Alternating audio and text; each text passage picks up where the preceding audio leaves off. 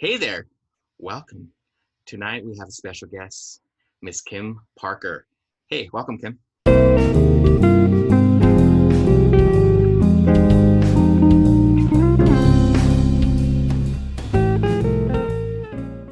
Hi, well, thank you for having me. You remember Ruben, right? I do. Yeah, we did a little work together with some Yeah, Ruben films. was Yeah. over at our house. Yeah, when we were working on that Oh, film, right? wow.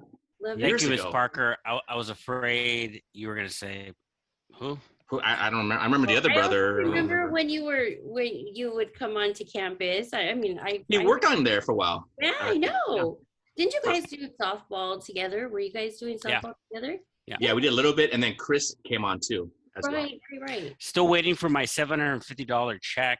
It's been almost 20 years, but So is Chris. I'm sure it's in the mail. I'm sure it got lost in the Yeah. mail. I'm still waiting for that check. But go on.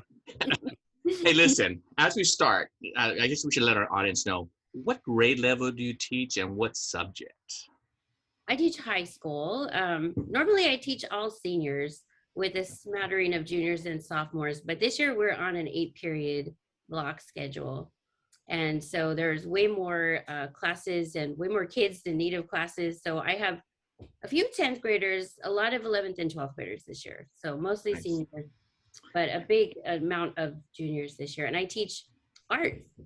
Well, I guess it's not so surprising. Look at the background, because this is your home office and all this art pieces are back there. And I think I see, what's the lady's name? It starts with a K. Wiley right here. Oh. I have some of my student artwork behind me. This was my Zoom background. Very nice. I never took it down because I was not sure if what the heck it meant if I got a positive COVID test, if I'd have to Zoom from home again.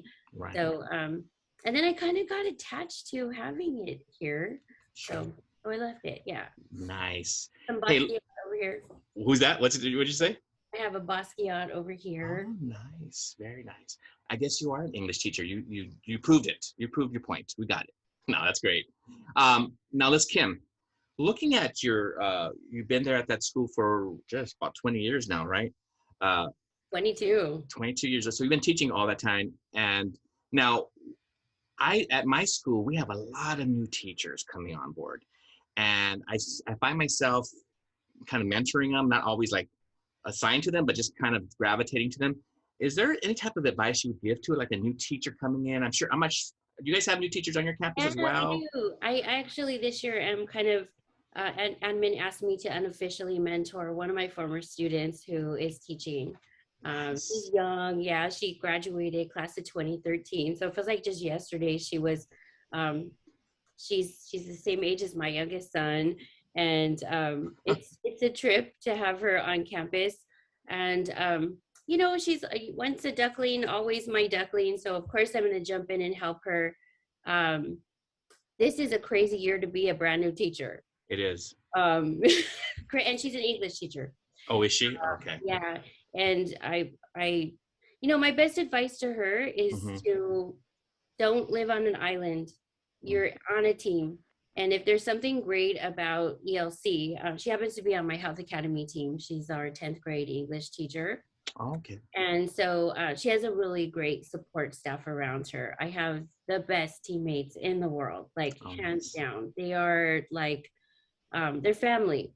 And so she has lots of support from all of us. But I think a lot of times it could be intimidating to be around veteran teachers because there are so many of us vets with her that you don't want to show your cards and be like, I have no idea what I'm doing, So I'm always telling, like I send her texts all the time, like, hey, kiddo, did you breathe today? Like, Great. How are you doing?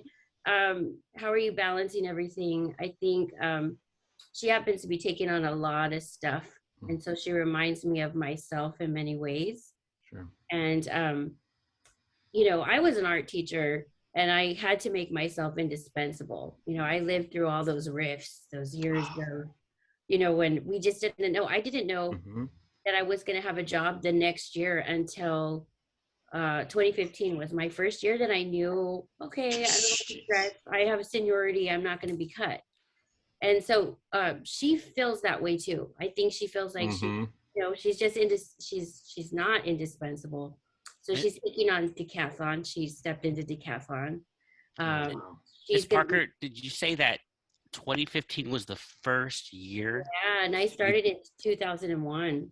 Yeah, I remember that. I remember working with you. Wow. Yeah, because I Okay. was initially an emergency credential teacher. I see. And so I got my job because one of the art teachers went part-time.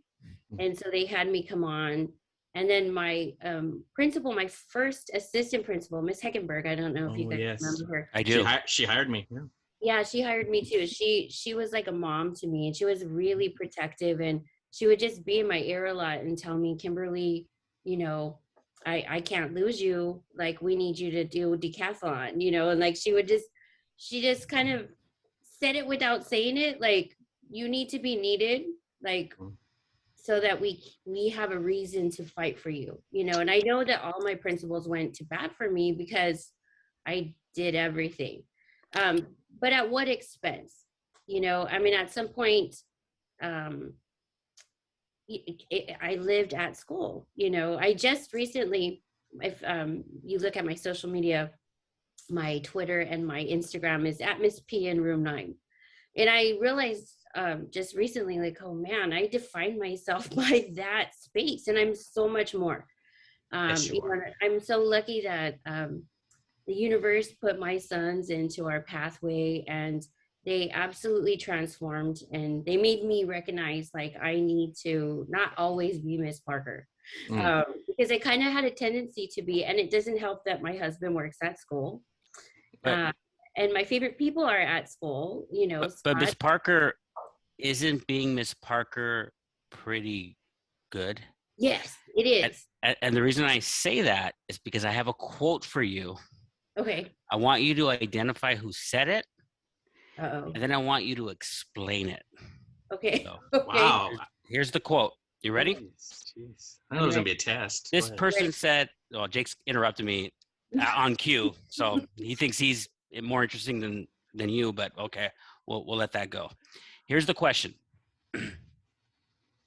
I hope you have Ninoski and the Parker people on. This group of teachers, I added that because I have to ... They are not a top-down group of teachers. You genuinely feel that they respect the students as human beings. There is an empathy there. There is a love, and there is a realness. Sometimes I just walk into Kim's classroom to soak up the aura of the place. So, first question is, who said that? And the second question is, how do you create that? How did you do that?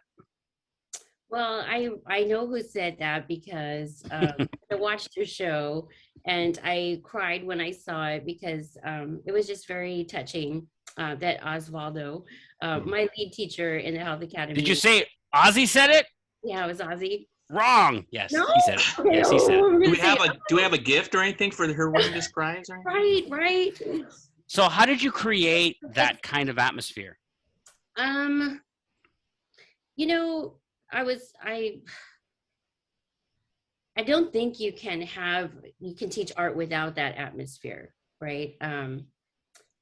I think a lot of kids come into my room and they're nervous about teaching art. The counselors for a while, they felt like on their transcripts, it would look better if my kids had drawing.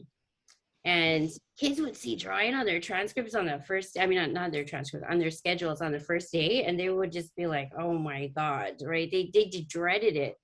A lot of people have fear about art, which is crazy to me because art is my medicine. Art is a haven. It is respite. It is my whole world. Like, I cannot imagine where I would be if I didn't have that escape and that place to go to. It's my superpower. And I wanted to create a space that if I wasn't even in there, you'd feel it, right? And so I'm an installation artist. That's my background. my focus was, so if you're not familiar with installation art, it's an artist that takes a whole space and turns the space into art. And that was really what I wanted to focus on. Mm. And my classroom is my work of art. One of my artist friends, when I first started teaching, he kept asking me like, so when do you have time to make art? You know, and he was really frustrated because he used to come over and be in the studio with me all the time, and we'd make stuff. And then when I got my job teaching, my classroom became my studio, and my classroom was my stuff, and teaching was my art. And so I just understood that I needed to create a space that would foster vulnerability, creativity, you know, just the kind of space that every time you walked in, you're like, you're noticing something new, something that'll catch your eye, that it never gets stale. So I set about doing that with the help of my students. So I think that's the biggest part, is you're not just seeing Kim Parker in there, you're seeing all of my amazing, crazy, creative artists that have come through. I just wanna isolate two quotes that I just heard. You said, my classroom is my art. And you also said it never gets stale. If teachers just did that and forget everything else, they would have a lot of success. Yeah. If it never got stale, just even that alone is so important. Kudos to you. I already know you're a good teacher. Right, including your just end this right now, Jacob. She's already great. We already know. Go on. No, but I mean, it means you can't be stale either. You know, like I think as what I love about being a teacher, what is so cool about being a teacher is that I'm constantly learning, and I learn from my kiddos. You know, my kiddos are some of the best teachers I've ever had. They inspire me on a daily basis and bring the best out of me. You know, so. I feel like it's a collaboration. Whenever I'm writing to a student or talking with a student, I always emphasize that it's our classroom, that we're on a team, and that I like working alongside them. And I really want them to have ownership over it. So I'm sad because I'm nervous because I've been building this space, this communal space for, you know, since 2004, I've been in the current room that I'm in, room 9. And I don't know if you guys know, when Miss Allen, who was my neighbor, she's the other crazy art teacher that was my neighbor, when she retired, they hired a couple of different replacements for her. And then they just decided to give me that room too. So really? So I have 2 rooms because I also do leadership. And I just have so much stuff. Like we're just working on projects and I just don't have enough space. So but aren't you excited though to have a new space though? I mean, so you could just have that canvas now? I mean, I mean, I am. Like, don't get me wrong. And I was just in my room. I am obsessed with my floors because they're just horrible. It's like they wax them at the beginning of the year and they're so beautiful. You guys know this, for right? like 2 days and for 2 days, and you're like, you walk in and you're like, oh, it's so beautiful. Like I tell the kids, please, you guys, we're just gonna have 5 minutes to look at the floor. Let's just all look at the floor. And that's funny. I do the same thing. I go, let's look at the floor. Right? I'm like, it's not gonna be the same. It's so beautiful. And I mop my floors with boiling water regularly, like once a week. It's part of my like really strange therapy that I do for myself. But they're just so horrible. I cannot get them clean. And so the other day I was cleaning up some stuff because they're gonna tear down my room in the summer.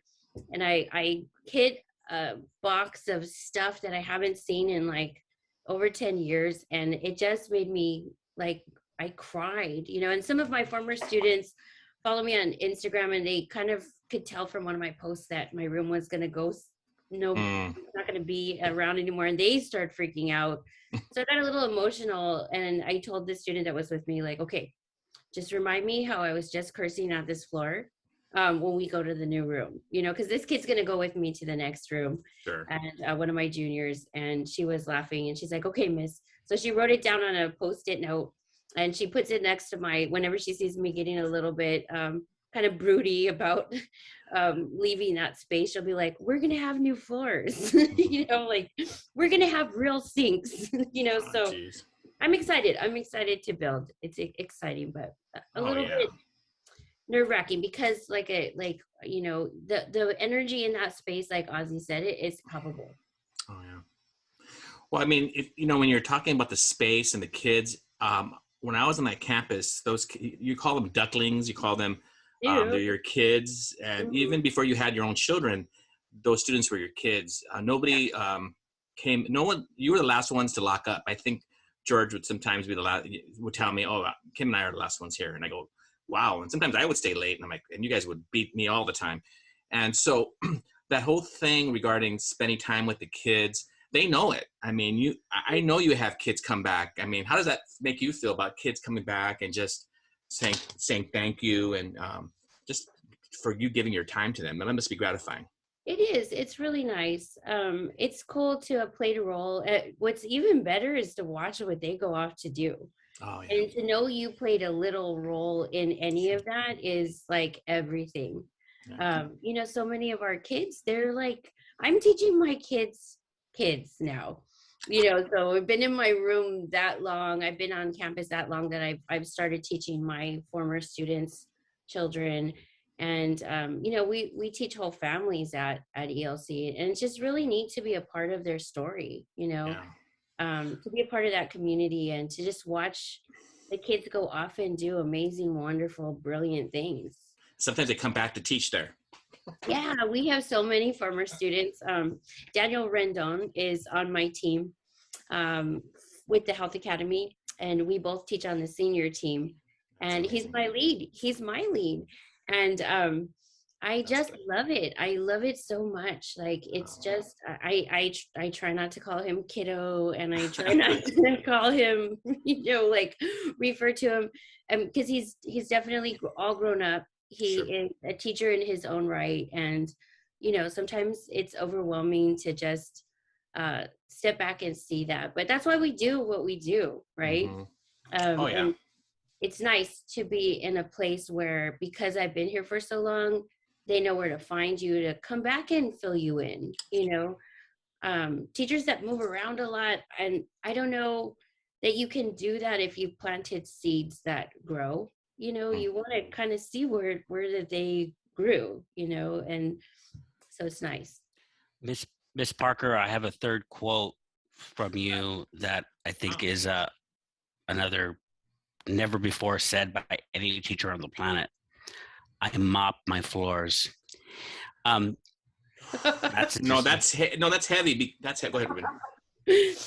No, I was gonna say, why it's heavy is because we do more than teach. And when I say we, I mean not all teachers do that, but there are teachers who do what Kim is mentioning. They clean their tables because first off, people think out there. No, Jake.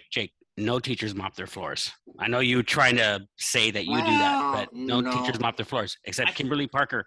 Kim, I wipe the table once in a while. Custodians love me, Ruben. I need things like napkins and and it's hard to come by. So like, I need the custodians to love me and not freak out. Because sometimes I'm there late, so I'm always like a fly in their, in their day, because I'm messing up their routine. So they know I got my room.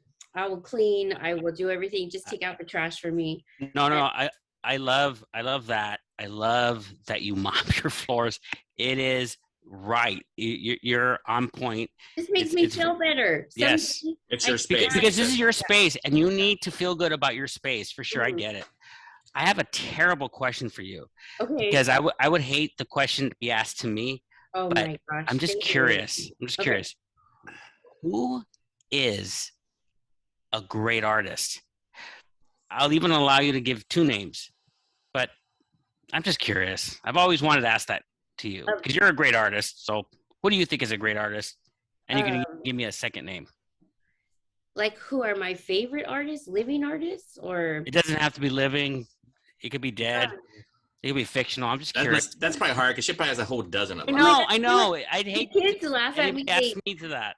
I think that probably all of my kids that are over 21 would probably play a drinking game with every time Miss Parker says, "This is one of my favorite artists. This is one of my favorite art pieces," because I see that like every 2 seconds in my classroom. Then I think I asked you a good question. Now I think I've asked you a good question then. Okay. So Who are your two favorite artists? It's really hard to narrow down. I definitely would say that right now, Kahinda Wiley, Okay. who's right here, is one of the artists that I'm really, he did the Obama portrait. Oh yeah. It's here at LACMA right now. I'm super fascinated with his work. He's a queer African-American artist that I love teaching to my kids because I think uh, he's just brilliant. His work is so beautiful and he's so sophisticated in what he's doing and the way he is dialoguing with centuries of classical art, right? And putting African American point of view like front and center into that. I love it. I have so many, like it's so difficult. I What a jerk I am to ask you such You an are a unfair jerk. question. It just really came from are. out. Yeah. I'm looking at because I see Kahinda Wiley here, but I also have so many. I think I see 9 Inch Nails, so maybe Trent Reznor is up there. yeah, Trent Reznor would be up there. He would definitely be up there. An artist. Yeah, he really is. He's a He visual got into the artist. Hall of Fame too recently. He Rock and Roll did. Hall of Fame. He did. And you know, doing. I think what I love about him is that he is always growing. Right, never stale. He's the kind of artist that's always pushing the envelope. I guess you know I love any artist that is making me question and repurpose the way I see the world. Those artists are the ones that get me the most. You know, there's so many. I mean, right now I'm really excited to go see. If you have been in my classroom when I'm teaching art history, my kids know I love Michelangelo. He's my favorite Ninja Turtle. Even though he is a classical artist, there's something. He's been gone a few years, yeah. Yes, he's a Renaissance master, and I think everybody gives him his credit. I cry when I lecture Michelangelo because I think I see a lot of my students and myself in him.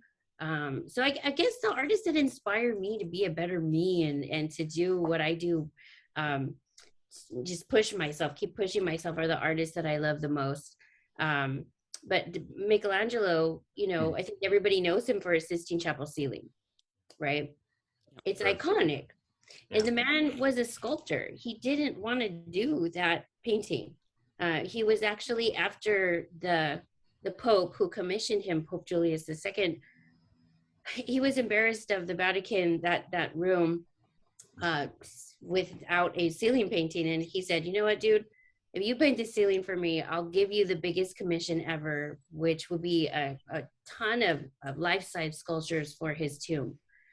And Michelangelo was mortified that he was going to have to do it. And he fresco painted the whole thing, over 350 life-size figures up there, 32 feet above the ground, and it painted on an arched ceiling, and just blew it out of the water. But if Michelangelo were to come back and have to look at it, he'd be embarrassed of it. What's the lesson there? Because he, like you said, he wasn't a painter, or he didn't look at himself as that. He was a sculptor. What's the lesson for students? Because it's such an interesting part of history. Well, so here's what's so interesting is when you look at, like, for example, his work, David. Are you guys familiar with this? Oh yeah. If you look at David, he took that on because he wanted to take down Donatello, one of the other Ninja Turtles, who was a sculptor. He was considered the greatest sculptor that had ever lived, at least in Italy, in Europe.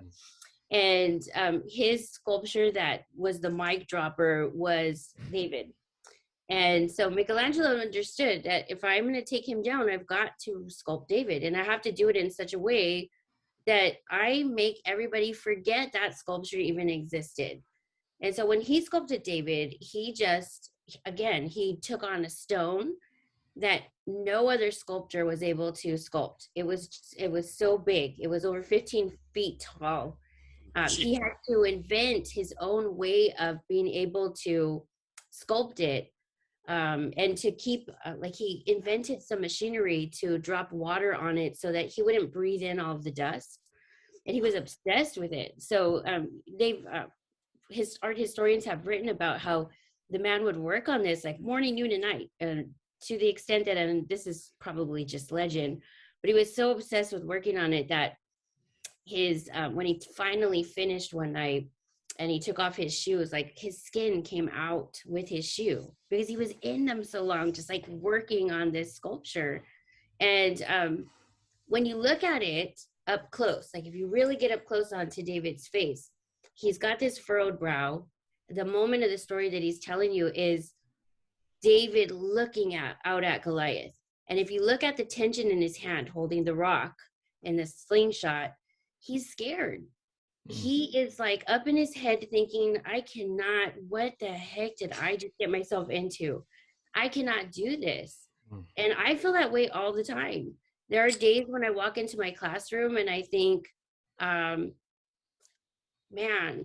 how have I gotten away with teaching art for this many years? And I'm like, I'm not even good at what I do. You know, there are just days where no, you are so good at what you do, because what you just did is inspired me to talk about art to my students. I'm going to teach a lesson, which I don't even think necessarily you have shared in the way you just shared it, but it's so powerful what you just said. You talked about the Sistine Chapel, David, the work that went into it, the intensity, all of it that you just said. I'm going to go back to watch this video. Not only in that, you got into the psyche of David, the character, the person. Yeah. That is amazing. Well, but there's so much to say about it, but the real killer thing here is, you know, I always ask my kids, what is their Goliath? You know, and they can write copiously about it. You know, they can write about that forever. And I just tell them, like, we know the end of the story. We know the outcome of the story. We know that he's going to be able to win. He's going to win this match. He's the underdog. And the really interesting thing about the Sistine Chapel is that later in Michelangelo's career, one of the last things that he did was to paint the Last Judgment on another wall inside of that same space. Most visitors that go visit, they're going to go look at, you know, God creating Adam and, you know, that iconic part. They're looking at that. They're taking photos of that. But on that last wall, in the Last Judgment, Christ is in the center of the composition, and the dead are being raised and they're being judged. And they have to convince Christ, like, why they should be able to go to heaven. And they're bringing evidence. Right? And Michelangelo put his self-portrait on this saint named Saint Bartholomew, who was pleading with Christ, please, I deserve this more than anybody, because, and he's showing that I'm a martyr. I died for you. I would not recant. I stood my ground. I was staunchly Christian, and he's holding his skin because he was flayed. That's how he was killed, right? So, I mean, like out in public, and Michelangelo put his self-portrait on that skin.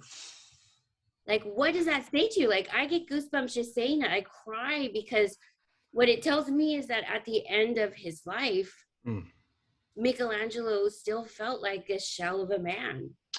So what does it mean to live? You know, like, I'm always questioning my kids, and I get this from Ozzy. Ozzy is, and I have so many great colleagues that inspire me. Ozzy always asks his kids, so what? You know, we just read, you know, this wonderful novel, so what? What did it mean? Like, you know, and it really doesn't mean anything unless it moved you, it changed you, it got you, like, you know, tapped into your humanity in some way. And for me, that is so inspirational. Every morning when I walk into my classroom, you know, my LAUSD, just really poor designers. And my really, when I walk into my room, the lights that I are on the other side of my room, so I have to walk through the dark so I can walk in my classroom with my eyes closed because I know it so well. And I walk to the other side of the room in pure black. And I turn on the lights, and the first thing that I see is Michelangelo's sculpture of the Pietà, which is, he sculpted when he was young. He was like in his early 20s. It's the only sculpture that he signed, the only work that he signed. And he did so brazenly at 22 because he was very proud. But I saw, and it's such a beautiful sculpture, Mary holding the dead Christ. He's just brilliant at his sculpting, the kind of brute force that it would take to turn a piece of marble into this delicate, I mean, he sculpts a tear coming out of Mary's eye. And when I look at that, I think this is when I first fell in love with Michelangelo. He was yearning for a mom. He was yearning for that mother love, that like just unequivocal love that just wouldn't just be ever. And he never got that, you know? And so like, I think I see that in myself for sure. But I also see it in so many of my students that they just, you know, like this feeling of I'm not good enough as I am, right? And like we're kind of, I don't know, I don't know if you guys notice it in your classrooms, but I feel it so much more prevalent that my kids are just, they have this sense of I have to keep doing more, like it's never enough, you know? And so I had to take a step back and look at how am I modeling that for my students, you know, when I'm doing decathlon and yearbook and leadership and I'm senior advising, I'm planning the prom and I'm teaching AP classes and, you know, I'm doing all this stuff. Do I, in a negative way, model for my students that it's not good enough if you just do one thing really well. You have to be psychotic and do all these other things, right? So I think for me, and to go back to your question about talking to a first year teacher, that student that I had, she was never pleased with herself. And now as a teacher, I don't want her to be that. You know, I want to kind of stop her and say like, look, just do the best that you can. Come from a place of love and just always keep your mission authentic. And that's enough. You do not have to do a million different things to try to win over your administrators or try to win over your students. They respond well to authenticity and being seen. You know, that's really, I think the greatest gift you can give a kid as a teacher is to see them. And when you feel seen, anything is possible. Right. And I think that's the most powerful thing. And I think sometimes we get so like worried. And I, you know, especially as a young teacher, I was trying so hard to keep my job and please everybody that at some point there's too many focal points and I would lose sight of the kids. And I started to realize like some of my students are, they're taking on too much, you know, like to the point where I'd see them and I'd be like, okay, you're CEO of your virtual business, you're in leadership, you hold an office, you're president of this club and this club, you're taking 4 APs, like stop. When do you just laugh and be a kid?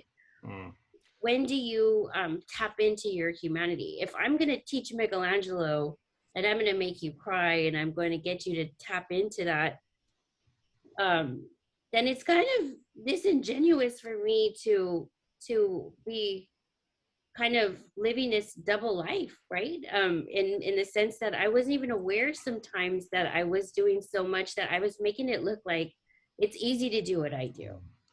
And Ms. Parker, I have a question though. Not that you ever get this because you are so passionate and so knowledgeable of your subject, but in an alternate universe, I can imagine a kid who's just completely apathetic to your lesson. You don't have to imagine them. There's a lot of them. What do you do?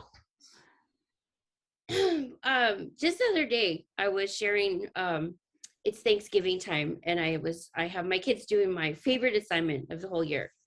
If I only could teach one day with the kids, this is the lesson I would teach. I have them make a list of 20 things they're thankful for, using their five senses, right? So they can't just be like, I'm thankful for my house, I'm thankful for my mom and dad. Like, they have to use their five senses. So they have to say, you know, I am thankful for the way my mom's hair smells when she comes in close to hug me. Or I'm thankful for the way, you know, the sound of the car, the sound the car makes when it's pulling in the driveway when my dad is home, because I know he's safe. Right? I mean, my kids write these beautiful, I cry like a baby when I read them. They're so fabulous. Already stealing it. Go on. So what I have them do with that list then is, my photography students have to photograph one of them. Well, they have to photograph 6 of them. And my design students have to make a work of art about one of them. And the creative part is like, you're having to work with a smell, or you have to work with a taste or a sound, right? So you're kind of using that synesthesia, and it's kind of just makes you be more creative. But the bigger thing that I'm trying to get them to see is that I get not all of my kids are going to go off to art school. Very few of them do. But what do I want them to take away from my class? It's that gift, right? To be able to see big S, big E, big E. I have a quote over my board that my kids hear me say over and over again. It's by Paul Klee, an artist. And he said, art does not reproduce what we see, little s, little e.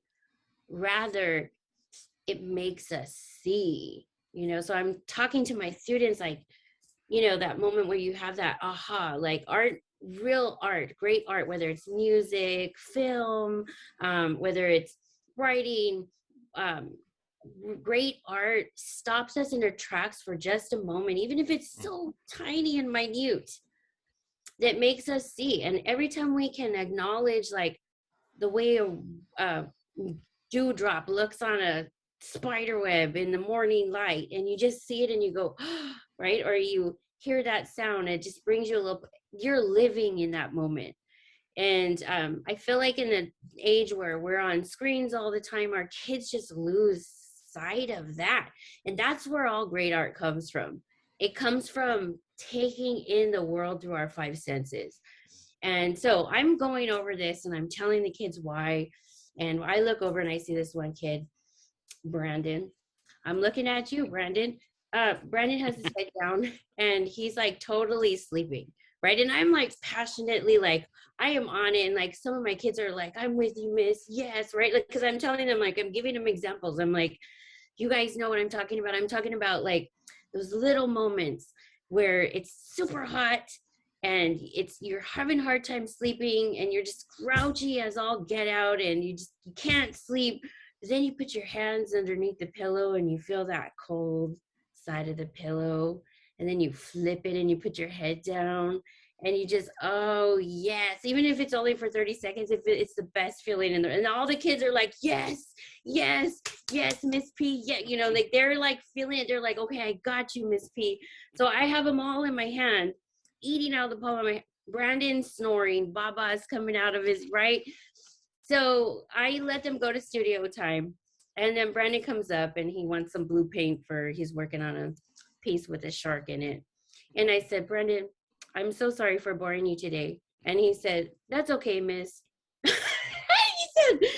said, that's okay, miss. He's like, yeah, you did bore me. He did. He said, you bore me. Like, yeah, you bore me, miss. And I was like, okay, let me just go in the other room and take the dagger out of my heart. And I had to just laugh. And, you know, the old me would have been so shook by that. And I would have just felt like a failure and I would have stopped doing that lesson. Wow. But the new one improved me. The me that has just lived a much more seasoned life. And having, I think, my own 2 boys that, you know, because your boys are at that age where they're like, you know, nothing you said resonates with them, but like somebody else will tell them the same thing, and they're like, oh my God, Mm-hmm. I just Yes. had this conversation with this person and they're so brilliant, and I'm like, Mm-hmm. Yep. right. So I think they gave me a tough skin, and I just learned to laugh at it and to let it go. And That I tells me though, I mean, like just listening to you, I'm just kind of like gravitate to you, and I understand why you're, there's why who you are, and the respect the kids and really your colleagues have for you, because you are not only that you're dynamic in class, but you're also able to learn from yourself. Like you're the 25-year-old Kim to I'm like, well, I shouldn't go with age, but I mean, the younger Kim to now. I'm totally embracing the fact Okay. that I am in the last days of being 48. I am getting close to 50, and I'm cool with it. I'm totally cool with it. But you're mature. But meaning that is that you learn, and you're even sharing. You're able to share that with. I think teachers could get that, because not to get so bogged down with 5 or 6, 7 different things, because you're saying the messages I'm saying to my kids. Yeah. And now you have kids at home too, even though they're older, they're still your kids. Yeah. And your husband. So it just makes, as being a teacher, it's good to have balance in your life, and you're showing it and you're sharing it. It's also powerful that you clearly are a strong teacher. Yeah. Your colleagues have mentioned this over and over again. Yeah. And you also have students who tune out. That should encourage young teachers to remember that will happen. Exactly. But don't lose heart. Yeah. Just keep at it. Just keep going. Yeah. I really appreciate that message. And I think it's important too, to just remember, like, you don't know what that kid's going through. You know what I mean? So like, I don't know. I mean, yes, maybe I bored him, but maybe he was, really tired and he just wasn't in a receptive place. Like I always think about the way I feel in PD. And I thank you. Yes. It's like we had our very first PD this last Tuesday in person, because we've been still doing them in Zoom. So I was like so excited to see everybody like in person, because it's different when you're on the Zoom. Sure. And we're in the auditorium and stuff. And then and we have been doing this PD with a dude that leads it, and he talks in a monotone like a rope, and it's like it's horrible. Like it's so horrible.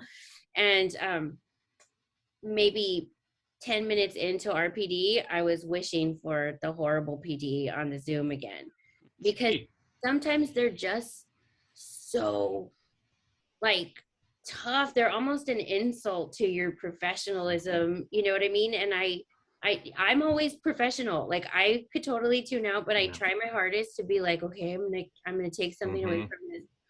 And I tune out, and like it's just the end of the day. We do our PD at the end of the day. So I am so exhausted from the day that I've just had and all the millions of things coming at me, so that when it finally slows down and I'm there, I had a headache.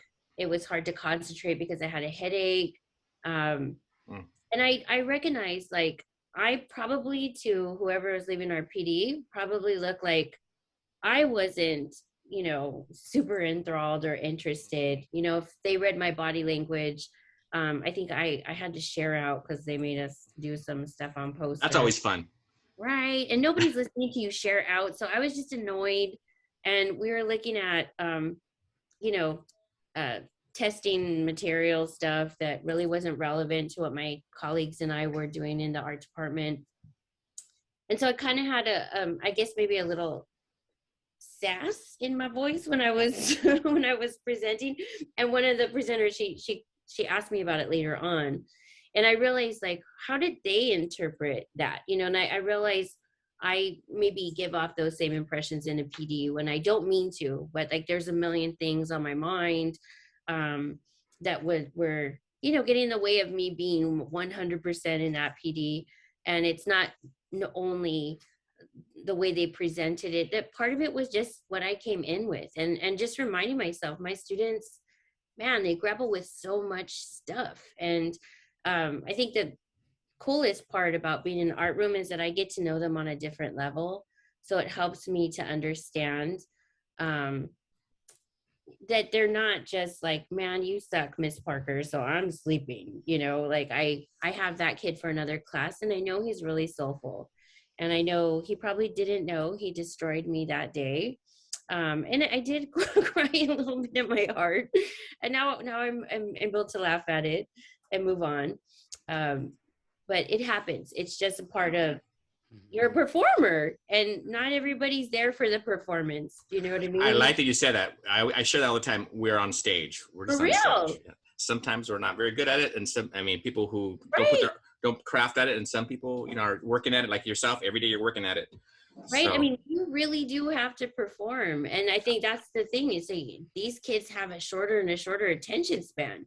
Yeah. So like if you go over that line of you poured too much water into the sponge, it's your own damn fault that you poured too much water. You know what I mean? So like just being aware of that, and learning to laugh at it, having really good support systems in the place. I'm lucky to be married to a teacher. George is a great outlet, and having our best friend Scott on campus. That's awesome.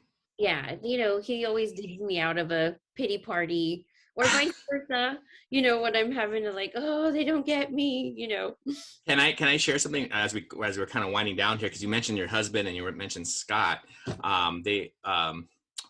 We had your husband a few months ago on, and he's a big Laker fan, and as we close out, you are a sports lady in my mind, even though maybe not too many people. Basketball lady. People think, I'm sorry, basketball. That's what I meant. Basketball. People see you as this artist, but as we're winding down here, can you give us a little inkling? I mean, I know Scott and your husband, they're big Laker fans, aren't they? Yeah, they are. Yes. And your team is? The Clippers. Yes. Who won Yes. Thank you. Who won today? And I'm just gonna say, I think you could appreciate. I was gonna bring my Clippers into it when I was talking about Michelangelo. I think I love them because they're underdogs. Yeah, not anymore, lady. They're getting there. No, but they have. Well, they still kind of are. They're still underdogs. They are. They're the little brother in the Staples Center. Absolutely. They're gonna get their own new place. That'll help. I'm excited. I am too. And what I really love about the Clippers is I just love basketball. And so I enjoyed watching them when they get all these young players like Darius Miles and Lamar Odom and Corey Maggette and Elton Brand. I mean, I've been a Clipper fan for a long time. You are. You have. I just love that they're scrappy all the time. I stick with all my players. Like Montrezl Harrell is he's my whole heart. And I loved him when he went to the Lakers. And the Lakers totally disrespected him. He's the reigning sixth man of the year, and he sat on the bench. I'm not sure, like painting his toenail, doing whatever last year, because the Lakers didn't utilize him. And now what is he doing in Washington with the Wizards? They're number one in the East. That's what they're doing, because he's kicking butt and taking names, along with Kyle Kuzma. So I think Laker fans are spoiled.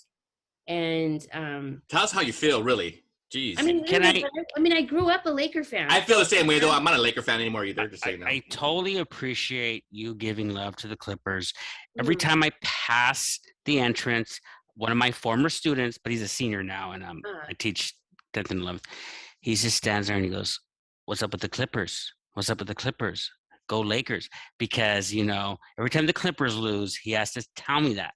Right. I so appreciate you saying what you're saying with the Clippers. They won today, and they're without Kawhi, and they won today without Nico Batum. So Serge Ibaka is on our team, and here's what I love about. There's just a humility to the Clippers, because they don't have 20 championships, banners. They don't expect it. I think they work hard for it, and they appreciate it, and they don't take it for granted. If you watch some of the Laker games this season, LOL, follow Scott Barber on Twitter. He is so funny on Twitter when his Lakers are not doing well. He gets so mad at them. But sometimes they're just playing. They're struggling this year. Jeez. Well, but they play like they just expect that they're, I'm Russell Westbrook and we're Carmelo Anthony. And if they were going to win just by walking onto the court, everybody should just bow down. I get it. Exactly. I totally agree. and and the Clippers just never have that, so I also love that they just never stop fighting. They never count themselves out of a game. And you saw it in the playoffs last year when they were down Oh yeah. 0-2 to both Utah and to Dallas. They won Dallas today. But no Luca. So I'm sure that's what all my boys are gonna come at me tomorrow. Luca didn't play, miss. And I'm just like, you know what? Cry me a river. But Thank you. I found my other Clipper fan. I appreciate Yeah, it. you are definitely you know your stuff. I think your husband said she knows her stuff, and I go, and I remember Very you talking cool. back then, but I'm like, boy, you've been a Clipper fan for a long time, but thank you for sharing. yeah. And For sure. as we end here, Kim, thank you for being here. And I did get a little goosebumps a couple times. So I'm thinking I'm learning. I mean, I'm learning here, and I'm glad I got to listen to you and learn.